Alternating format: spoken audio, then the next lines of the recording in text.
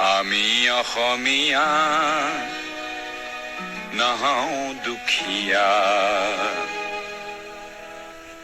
বুলি সান্তনা লভিলে নহব।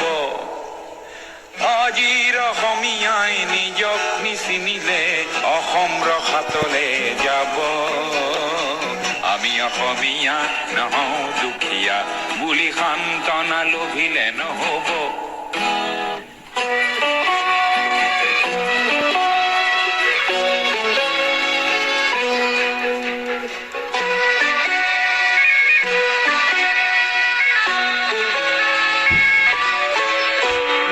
জাতি উপজাতি ৰহনীয়া কৃষ্টি আকোৱালি লৈ হৈছিল সৃষ্টি এই মোৰ অসম দেশ।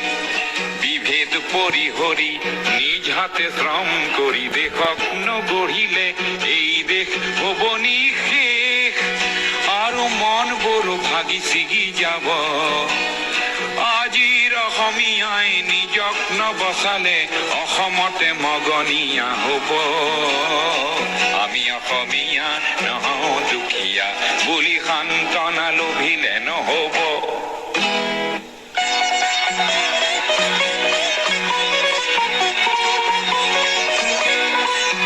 প্ৰতি অসমীয়াই কি কৰা উচিত উপদেশ দিবলৈ নাই লাচিত। ডাঙৰ নহয় দেশতকৈও মোৰ দুৰ্বল চিতিয়া মোমাইবোৰ বোলা হেংদান ধাৰি লাচিত নেথাকিলেও আগুৱাই যাবই লাগিব। নহলে অসমীয়াই অসমৰ মাটিতে নিজেই ভগনীয়া হ'ব।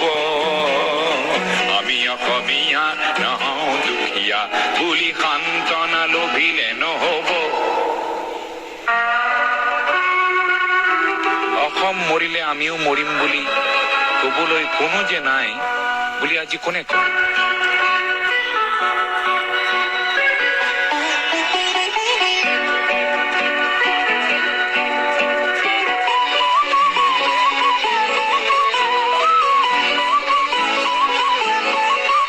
কোনোবা কাপুৰুষক পুৰুষ কৰিবলে জ্যোতি প্ৰসাদ যে আছে অসম মৰিলে আমিও মৰিম বুলি কবলৈ শ্বহীদো আছে।